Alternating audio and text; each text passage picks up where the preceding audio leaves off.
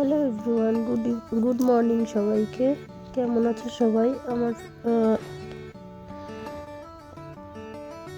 YouTube friends যারা আছো, আমি অনেক দিন পর ভিডিও করছি, তো তোমরা আমাকে একটু তোমার পাশে একটু থেকো, আমার ভিডিওগুলো দেখো আর বেশি বেশি লাইক কমেন্ট করো। ভালো লাগলে অবশ্যই সাবস্ক্রাইব করো।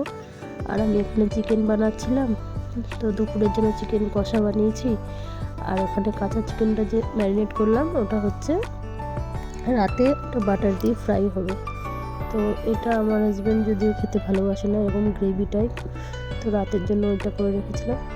আর বেশি করে চিকেন এনেছিলাম, ওর জন্য রাতের জন্য ওটা ম্যারিনেট করে রেখেছিলাম। আদা রসুন পেস্ট, একটু কাঁচা লঙ্কা, ব্ল্যাক পেপার, নুন, দই ছিল না, লেবু দিয়েছিলাম।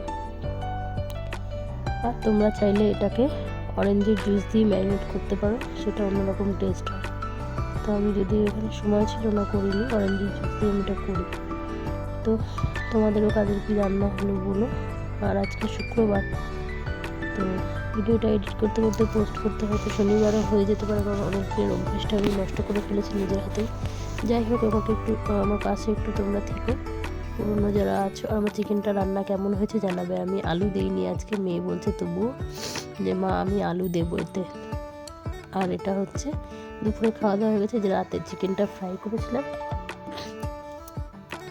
ম্যারিনেট করা চিকেনটা ওর বাবা অন্যরকমভাবে ফ্রাই করেছিল। এর মধ্যে একটু টমেটো দিয়েছিল, আবার ওর থেকে আলু স্লাইস দিয়েছিল। চিকেনের সাথে এটা খেতে ভালো লাগছিলো খুব।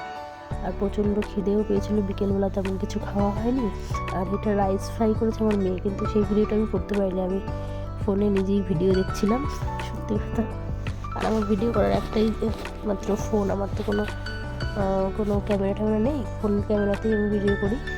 আর এই যে রাইসটা ফ্রাই করেছে, হলুদ বা কোনো মশলা দেয়নি, কিন্তু খুব স্বাদ হয়েছে সবজি দিয়ে। চিকেনটা এত সুন্দর হয়েছিল, পুরো সফট। সেই সকাল থেকে ম্যারিনেট করা ছিল, আর রাতে বাটারে ফ্রাই হয়েছে, ব্যাস আর কিচ্ছু না। এত খেতে ভালো হয়েছিল, আমি খেয়ে ভাবছি সত্যি কত খিদে পেয়েছিল, এত মন পুষিয়ে খেয়েছি আমি। আর আমাদের এটা নতুন ঘর, তোমরা অনেকেই জানো আমরা থাকি অনেক দূরে, কলকাতায় আমি এখন নেই, কলকাতা থেকে আমি দিল্লি চলে এসেছি। যাই হোক, সেই ভিডিওটাই তোমাদের সাথে শেয়ার করলাম অনেক দিন পর।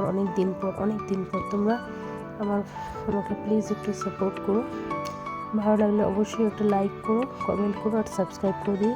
ভালো থেকো সবাই, গুড নাইট, দেখা হবে নতুন করে ভিডিওতে।